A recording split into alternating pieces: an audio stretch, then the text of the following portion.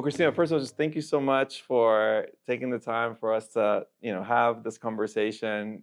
We've known each other for several years, and Yeah. I thought I was like, wow, this would be awesome to share our conversations with the rest of the world. Yes. So thank you so much, Christina Hill, Thank you for for having joining me. us on the Future Human Experience. With that said, we met working in the tech sector. Yes. And some of the questions we've had over time is like, what is the tech sector? What do you think now that you've been in these different companies over the last few years? What has your vision of the tech sector turned into or evolved into? It's a very interesting question because technology is in everything, right? Um, by virtue of moving from the horses to an automobile, it was technology, right? Things that we used to do, like we were all very excited when we first got our first iPod, and now it's like, what? Yeah. We have a phone. Why would I carry this separate device to listen to music? That seems absurd. So, and like I said earlier, and we have smart refrigerators now. Like you don't even have to open your refrigerator to find out you don't have milk. Right. Your refrigerator can tell you you don't have milk. So technology is in everything. And so it's so hard to just put a boundary, I guess, around what the tech sector is because as in the place I sit, so I do marketing, and in the places that I sit, we're talking about so many different market segments. So we're talking about retail, we're talking about federal, we're talking about education, we're talking about so many different market segments because technology is influencing all of those things. So it's hard to just put boundary conditions around it. Yeah. And as someone that came from a different space, right? When we connected, you were coming from media. Yes. Share with me a little bit more about what have you, and you still stay connected with the media network. I What has try been to. some of the intersections of that you've seen in technology, even evolving that area as well? Well, Eric, I like to say that I was there at the beginning of the whole apps. So I used to work for Disney and ESPN.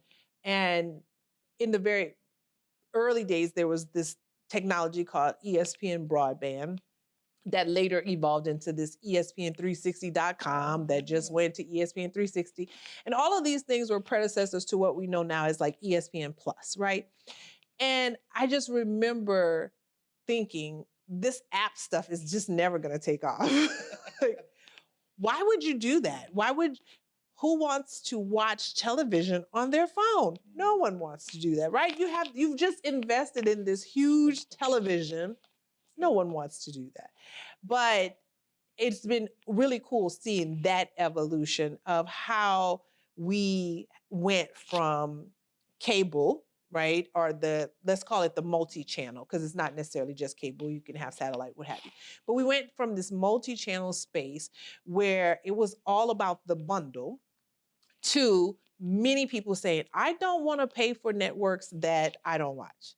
Like my grandmother doesn't watch sports, so I don't want to pay for this very expensive sports network. Let's decouple, unbundle all of this stuff. And so that kind of was what happened with the app space, right? You have the liberty of picking and choosing what apps you want to have. And I remember I was around during the cord cutting conversations, like everybody's cutting the cord, everybody's going to just Netflix. They just want a streamer. They don't care about having this cable bundle anymore. So obviously a lot of the cable and satellite multi-channel providers had to pivot. Many of them started investing more in internet, right? Yeah. So some of us get our internet from our former cable operator. That's how we get our internet service. And now we have a plethora of apps. And I don't know about you, but what I'm seeing, which I'm not going to say I predicted this, but I did say this. All of the apps are bundling again. Yes, they're bundling. So we literally said we wanted to go from, we used to call it a la carte, right? Yeah. And so we would say anything that's a la carte, even if you go to McDonald's, right? If you buy all of the same things individually, it's going to be more expensive. If you buy the combo, It's less expensive. Right. But people said they wanted just fries. So let's break it up. And now we've broken it up, and you just gradually see these bundles coming back. Yeah. And I think that's very interesting. That's been, for me, one of the amazing things about how technology has shifted our viewing habits. Yeah. But just the level of investment that's happening in this space, I think is fascinating. I remember hearing a speaker not too long ago sharing that when he sits down, he's going to go and watch Netflix, and then him just thinking, he's like, wow, I can't find anything. And he starts reflecting, he's like, wait, there's $16 billion worth of content in my pocket. And I'm over here saying like, I can't find anything. Right. Right? It's like, that's the level of investment that these companies are having in this space, because they're just trying to get into, your attention. Yeah. And sports was at least live sports has been a great through line to do that. And so now there's even been some conversations about, I think it's ESPN, CBS, and Fox are trying to create their own bundle of just live sports now. Right. And that will just be one app, because a lot of us, including myself, I cut cords a long time ago. And the only reason why I get it back and just pieces is to watch sports. Right. And so for either MLB playoffs or NFL playoffs or basketball playoffs, that's pretty much the reason I start connecting or reconnecting back. Has always been the angle of live sports. Yeah, and it's so interesting, because that was another phenomenon. When we were youngins, when we were kids, we would watch a live football game and or basketball game, and that was the nuts and bolts of it, right? It ended, you watch something else, right? Now you have so much content around one game. So it's not just about the game. You talk about the players, the individuals, let's not talk about Taylor Swift and Travis Kelce, right? This creates a whole nother level of content. And then you take all of those pieces of content and you cut them up, and you put some over here on this platform, and some might be used. You may have it for free on, say, like a YouTube or something like that. You just have all of these different pieces of content in various places. So sometimes you look at a network and you're almost like, how many different ways can we monetize the same piece of content? And everybody is trying to find multiple ways of doing that, because it is also very expensive to create that experience, right? The truck rolls, the number of cameras, all of the bells and whistles that go along with it. So these teams and these leagues want to be top of mind in their fans, and just engaging with their fans too, getting to know what their fans are. So much that you see now on Amazon doing Thursday Night Football. Right. We just saw Peacock do the very first streaming NFL playoff game, which was apparently, we had to teach a lot of folks how to subscribe to Peacock that Sunday, if I'm not mistaken. And yeah, so you're starting to see, you're right, these streaming services trying to find different ways to monetize and own these experiences. And I'll tell you another one. I was home, and there was, so when I worked in the multi-channel space, one of the things that we were often confronted with were these disputes. So sometimes if your local cable operator or a local station did not want to pay whatever they were being asked to pay to carry certain content, there might be a little bit of a dispute, and so that station goes black, right? That was the situation when I was home a few weeks ago. One of the local stations, we couldn't watch the football game because there was a dispute, and so that station was black. But they aired the game on Nickelodeon, and it was very different experience, because Nickelodeon then is trying to pull in, obviously, kids. Right. So they're they have folks getting slimed after they made a touchdown. I was like, what is going on here? But it was a very, very different experience. But it does allow you to introduce now football or whatever the sport is to a completely new audience. And you're a dad, like you and your kid can sit down and watch the game and have a different level of conversation. I love that. And Christina, one of the conversations we've also had as the world of tech is going into these different spaces is also the space around, hey, who is also creating these experiences, right? So who are in these companies?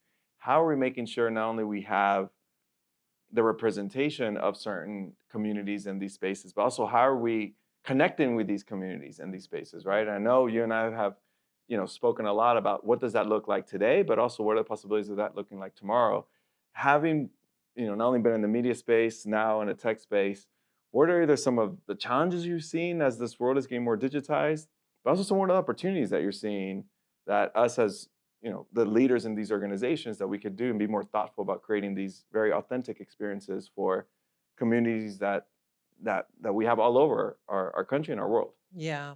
Yeah. I would say, obviously, one of the big things that everybody's talking about is artificial intelligence, or AI. And it's interesting because it seems like it's something that just started being discussed, I guess maybe in popular culture, what have you. But obviously, AI has been around for some time and it's been with us for a while. And, when I do have opportunities like you, I know you speak to a lot of young people about technology. And when I have opportunities to speak with young people, I try to encourage them to go into STEM, right? Science, technology, engineering, mathematics. And even if they are, say, musicians, like my nephew, he is a musician. He's studying music performance. I still want him to have some element of a STEM background, right? Because no matter what you do, like we said earlier, there is technology in everything, right? So, but thinking about this whole artificial intelligence thing, um, we have to have diverse people represented in technology, in STEM, in science, technology, engineering, mathematics. We have to think about and think very, honestly and authentically about how do we make sure that the things we see are representative of all the stuff that's around us, right? So I remember one thing about I watched the show Coded Bias. I'm sure you've heard of it. And the young lady was explaining how her face, because of her skin tone, artificial intelligence didn't pick up certain things. She put on this white mask and then it picked up certain things, what have you. Um, the challenge is always the challenges of the real world will find their way into the virtual world or into our systems if we don't deal with them, right? So if you don't have diverse representation, then people don't think about how this may impact a certain group of people. So I'm sure the people whoever was responsible for doing whatever they did, they weren't thinking. I don't know that they were deliberately trying to eliminate the ability to pick up on brown skin or darker skin, but that's the unintended consequence when you don't have diverse groups of people working on these things. When you don't have teams that accurately depict the world's population, not just your maybe office's population, right? Same goes with something like the Chat GPT kind of functions, right? Um, there are words that we use in our lexicon that say like, you know, that's the bomb, or you the bomb.com, or when somebody makes you laugh, like you killing me, you slaying me. It doesn't mean that you're actually killing a person or slaying a person. But without having the appropriate prompt engineers and folks to work behind the scenes who have cultural competency, shall I say, then somebody could get in trouble. Somebody could really take something that you're saying to Alexa or whomever and take those words at face value, for lack of better words. So you just need to, I just always feel like it may sound cliche, we are better together. It's important to have diverse viewpoints and people from different backgrounds, upbringings, parts of the world, etc., to contribute to what we're trying to do as we continue to grow technology. I love that. And Christina, and as this world gets more digitized and basically our ability to have connectivity is essentially what gives us access to certain products. How do you think our systems are in place to to reach those, not only those communities, those populations, but also help them thrive within our office spaces, within our STEM spaces, within our innovation spaces? Do you think we're doing a good job of it? Do you think we still have a lot of work to do? Do you see some positive areas where we could, hey, let's build on that? Any thoughts about how we're dealing with the corporate side of of this work? I think we still have quite a lot of work to do. So, as I mentioned with I do think that we have to be more diligent about AI ethics and Mm, responsible AI. I think that companies cannot just have one meeting with the federal government and say, we've solved it. No, there has to be a deliberate effort being made. And maybe it is, hopefully, it is being made. There has to be a deliberate effort being made in order to ensure that these systems are being used for good purposes, because it's very easy to use things for nefarious purpose. It's very easy for something that may have started out as a relatively had good intentions, let's say it like that. You may have started out with good intentions on something, and when technology falls in the wrong hands, it can go awry. So I definitely think we have to incorporate more ethics and responsibility across the board when it comes to technology, but specifically because, like I said, AI is one of these big yeah. topics. So, specifically from an AI perspective. But something else I was going to say, we have to do a better job because so let me tell a bit of a story. I Mhm. remember when at the beginning of the pandemic, of course, you and I were both Yeah. working at the same place. And um, right before there was the orders to work from home, I think that a lot of people, especially those who work in tech, take for granted that we have, let's call them digital deserts Mm, in the United States of America. There are people that still do not have ready access to the internet. And I think that folks take that for granted. And I remember being on a call once we had the work from home orders and everybody was in place. First of all, we tested all the systems, right? Because all of us who had been on these networks at our workplace were now working from home and utilizing our local cable or satellite operator or telephone company's internet. And it was like, oh, you have to boost that. You may need to get a little bit more internet power because you're not, to do the work that you need to do. But there was a conversation, and one of my coworkers was like, "Do you know there are people that still have dial-up?" And he thought that was, I was like, "Yes." yeah. And you know what else? There are people who don't have access to internet. Some, and that was, all of those things were made evident during the pandemic when you had children sitting at the bus stop to do homework or going to a local restaurant to do homework because the internet service was better or because they had none at home. When you had schools giving students, okay, you have to now do work from home. So if you're at school and you have a Chromebook or whatever Mhm. type of computer you have at school, but now you're giving it to them and telling them to go home with it. You're making the assumption that they have internet access, and you're making the assumption that somebody there can help them to connect it and do all these things. So I think we still have a lot to go, a ways to go. Yes. Yeah, and I think to build on that, I think my aha moment during COVID was very similar, but I kept reflecting back on this moment that I had in living in Ecuador in the 90s. And I remember thinking or having these conversations with my friends about, yeah, the technology here in Ecuador is great, but in the United States it's 2 years like more advanced, right? And that was just something that we just normalized between ourselves and saying, well, yeah, in 2 years, we'll get what United States has.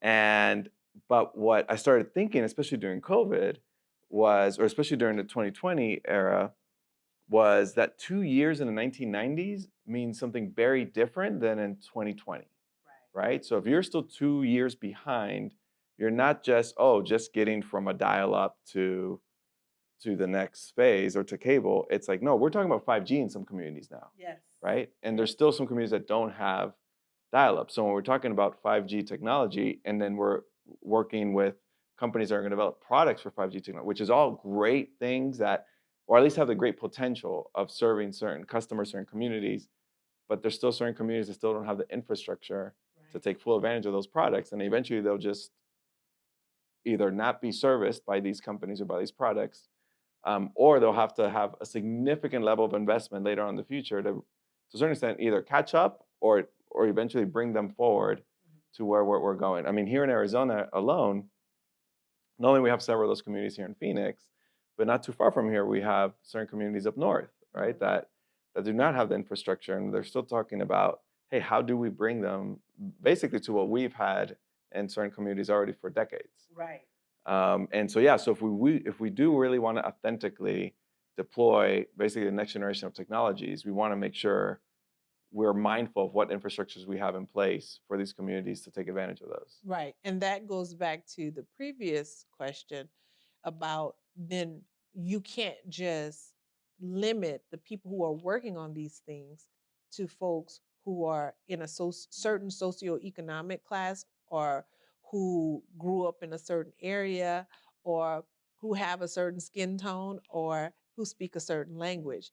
You have to think and be more vigilant about finding people that represent diverse experiences and diverse voices in order to make sure that those folks who live up north are represented when you're making whatever plans you're making for your next innovation. And Christina, one of the things too that we've talked about being thoughtful about not only deploying technology, but also the possibilities of what technology could do for us is, we live in Arizona. We live in the second sunniest city in this country. Yet, we also struggle to see, like, for example, solar panels implemented in any way that's accessible to our communities, just in general. Any thoughts about, how do we thoughtfully deploy the potential of technology in some communities that we know it's there, but maybe there's something either bureaucratic that might be getting in the way or systematic that gets in the way. Any thoughts about how we navigate even thoughtful deployment of technology and solutions in some spaces? Well, I have to always rely on the words of my father, who says, there are no simple answers to complex questions. And I'm afraid that the simplistic part of me wants to say we have to value humanity above capitalism. That's the simplistic side of me. But understanding that there are no simple answers to complex questions, I know that it's so layered. So you take a technology like the solar panels, right? Like you said, we live in a very sunny place. There is opportunity for everyone to have solar panels. But, we still have folks who have AC units on top of their homes, right? Which in and of itself presents a multitude of issues, right? Especially if you say, now I'm going to add some solar panels on top of that. We have, for those of us who, again, work here in, let's say, the tech desert or Silicon Desert, we, I think, have sometimes a false impression about the wealth gap that exists in this area. So the idea of getting solar panels, the way they're presented now, at least my experience, it's going to cost $11,000, $12,000 today, but in 7 years, it's going to pay itself off, And that sounds awesome, except not many people can say, yeah, I just have $12,000, capital outlay to get solar panels right now. And so there has to be, and I know there are incentives, right? You reduce your carbon footprint, there's these tax credits that you get, all these things, and that all sounds fantastic, but somewhere along the line here, the marketing is not getting to the masses, and the value prop is not getting to the masses. So it becomes a question of what can we say or what can we do to suggest that saving the planet just becomes a higher proposition than continuing to pay for a more expensive energy source and possibly polluting the planet. I don't know. Okay. Those kind of questions are just so hard because, again, the simplistic side of me wants to say, just value humans more, just value the earth more, but that probably it's very layered. Yes. It's layered, and it's also layered over probably certain systems and assumptions that were made before our time, right? On saying, hey, you know what? We're going to invest in this infrastructure because this is the way the world is going to be in 20, 30 years. And it's evolved a little bit differently. And therefore, it's a little bit more challenging for us to directionally take that where we think it could go, because you have to peel back a lot of the things that have been built or not modernized in some cases, right? Utilities are very difficult to modernize. Yes. We appreciate having electricity and access to this almost at a 99.99% rate in most cases in this country. But which, again, I understand is rare because having lived in other countries, that doesn't happen all the time. Right. So I understand from that perspective, yes, there's an appreciation, but I also understand, hey, there's a possibility where it could go to just make this abundant, right? If we just very thoughtful about how do we deploy these technologies and where they could go and modernize an infrastructure city, we could really fulfill the promise of what technology could be in the lives of others. We could. I think about, again, growing up in Southern Louisiana, I've dealt with hurricanes growing up. So, and I think both you and I have our Hurricane Katrina experiences. But just a few years ago, Hurricane Ida passed through much closer to where I grew up than maybe, most people, when they think about hurricanes now, they think New Orleans, but there's a lot south of New Orleans that also gets impacted. A few years ago, Lake Charles had a number of hurricanes that they had to deal with. But, when I was home after Ida, it was one of the first times it really dawned on me, because of so many power outages and because of so many lines being down, trees falling on lines. And it was the first time that it really hit me like, why don't we have more of our utilities underground? And the energy company there, I know they have not stopped increasing rates. And so you want to say to the people, like, you should demand that your utilities are put underground.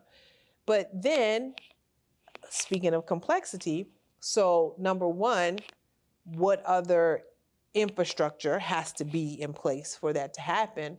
But two, how much is it going to cost? And are we willing to say, like, hey, we're going to dig up your entire front yard, we're going to dig up the entire town to relocate these utilities? Are you going to be okay with that? And a lot of times people are like, no, I don't want to be inconvenienced. Or no, I don't want to pay the extra that it takes to get that done. Although you're probably paying the extra anyway. Because utility rates just never go down. I haven't seen where they just go down. But so yes, it's so many different layers to those sort of problems. But to your point, we have technology, we have opportunities. And sometimes I just want to see people be bold and say, you know what, let's try a new thing. What's the worst that can happen? I mean, maybe it could be really bad, but maybe it could be really awesome as well. That's a great point. One of the sayings I have when folks are concerned about the implementation of technology is I share with them, I said, look, how technology works today is the worst that's going to work. Like it Right. only gets better from here on out, right? So if the worst is 99.9% electricity accessibility, that's the worst it will get, right? The infrastructure that comes after this will just be better than that. Right. And at least that's the way I've always seen the potential of technology, right? With that said, it doesn't just happen, right? No. We need to do the work. We need to be thoughtful about how we implement. We need to be thoughtful about how we understand it as well and the impact that this technology, however it's deployed, and it's going to impact humans, right? At the end of the day, right? Yes. And so I do believe the promise of technology is to expand the human condition, but I understand it also requires a lot of work. And that's why I wanted to have these conversations. With that said, I love what you said. Let's be bold. What does that look like for you, Christina? What would bold mean? What would be your call to action for our listeners right now saying, hey, be bold? If it's either in something in their life, professional life, or technology-wise, maybe we have some technology leaders listening to us right now. Yeah. What would be your bold call to action for them? Well, I will say I am very much a letter writer. Like I always say, I'm a social media activist. I may not be the person who goes out and marches with the actual sign, but I will write a strongly worded letter. Okay. And I think that more people have to be unafraid to do that. And I'm being silly, but I'm also being very serious. If we don't like things happening, like I don't like what's happening with my HOA. Yeah, I said it. I don't. I go to the HOA meetings. I can't go to all of them because they have them at 5:30, and I think it's a little inconvenient for the working person. But if I have a problem with my HOA, then I have to go to the meetings. Granted, it may not change anything, but they heard my voice, right? If we have local officials making decisions for our town, and we don't agree with those decisions, we need to go to the council meetings. Or better yet, we need to be bold and run for city council, right? I see, again, I'd like to reference my hometown because I love the place, but I'm challenged by it in a lot of ways. We love food in Louisiana. I think everybody loves food everywhere, but Louisiana, we really love food, right? Yes. Right? And so I'm like, we clearly also, with that comes issues with weight and medical issues, and it can escalate, right? So there's a stretch in my town that used to be railroad tracks. The railroad tracks have been pulled up, but it's nothing. And for many years, my mom and I would walk along this former railroad track just to go exercise. And I sent a letter. Now, it obviously didn't go anywhere because they haven't done anything, but I sent a letter saying, why not make it a walking path? Like you just don't have access to, everybody can't afford the gym. Even Planet Fitness might be $20. That might be too much for somebody, that's right? $240 a year. A year, right? And they may have other things to pick. We need to have outdoor spaces that allow us to exercise, to just get some fresh air, to learn how to decompress, be one with nature, all of these things. So yeah, I want to see people be bold and say, I am going to press my local councilman to do something with this space. Let's not just leave it there unsightly and unused if it can be of a good purpose and benefit humanity, benefit our citizens, right? So for me, I heard Al Sharpton once speak, and he said something to the effect that getting mad just creates madness, but getting angry should invoke action. And when we see things that make us angry, it's not or let's say, when you see things, if it makes you mad, it's not a healthy reaction to just start throwing things or madness, right? Rioting but if it angers you, you should be angered to action. And so when I'm saying be bold, if that means for you in your job, saying, I deserve a pay raise because as a Black woman, I get paid 60 cents to a dollar of a white male doing the exact same role. I want to be paid fairly. And this is something that matters to me. Then that's being bold for you. If it means write your local councilman and saying, we need more green spaces. We need places for our kids to safely play and enjoy the outdoors. And if you have an empty space, let's do something with it, productive. Then that can be your form of being bold. It varies, but the main thing is taking some kind of action. So Christina, the example you just gave on green spaces, I want to share something with you too. I just wrapped up this program called Catalyze with Valley Leadership. It's an organization here in the Phoenix area that works with around 100 individuals here that, to your saying, we were bold enough to say, hey, we want to get engaged in our community. We care about our community. We want to be activated, right? We see the potential, we see the promise in our community. And what they were tasked to do was, or what their mission is, to really educate these up and coming leaders and say, hey, you know what? We're not here to run programs and say, hey, this is but we're here to connect you with programs. We're connected with efforts. And we will get homework during these sessions as well. And one of the homeworks that we got was an understanding on life expectancy based on zip codes, going back to the conversation we were just having about Thibodeau, right? And so even though we all live in the same city, you have different life expectancies around the city. And so part of our homework was, hey, let's go and visit and take notes on what you see, what differences you see.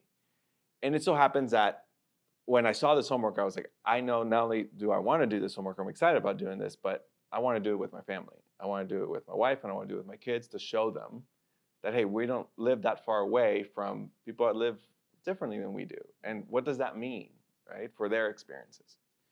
And so we went to different communities around the valley, and we got to see exactly what you were highlighting too, right? Some of those challenges saying, hey, let's drive down this. How many green spaces do you see? How many sidewalks do you see? How many? And my daughter, my 6-year-old daughter, just highlighted within 10 minutes in the drive, she's like, Daddy, I haven't seen a school yet. That completely passed. I was like, wow, I didn't even notice. You're right. And it was fascinating to kind of see yeah, absolutely. How we invest intentionally and build intentionally around our communities matters today more than ever, right? Because it's not about just elevating humanity, to your point. It's about elevating our neighbors, right? Sometimes just associating these and saying, oh, that just happens over there. That just happens on TV. That just happens in a story that I saw that someone posted on Facebook. And I think what these visits helped me do is just say, hey, you know what? This happens next to a school that eventually when they turn 18, they're going to be right there with my son and my daughter. They're going to be voting right next to them, right? And so how we intentionally decide to serve them is also how we intentionally decide to serve the next generation that's sitting in my own home. And so that experience was something that even when I gave that feedback back to Valley, I said, look, this experience just on visiting different communities around, but also understanding that just the difference between 2 zip codes that we went to go and visit was 20 years of life expectancy. 20 years just here in the Valley, right? So just imagine you spread that out throughout our country and just see what that means to not only our neighbors, but what does that mean to the investments of our retirees? What does that mean to the medical community? What does that mean to medical expenses for our retirees, et cetera, right? So thinking about our neighbor, thinking about the humanity is actually, to a certain extent, also selfishly thinking about what does the future for you look like as well.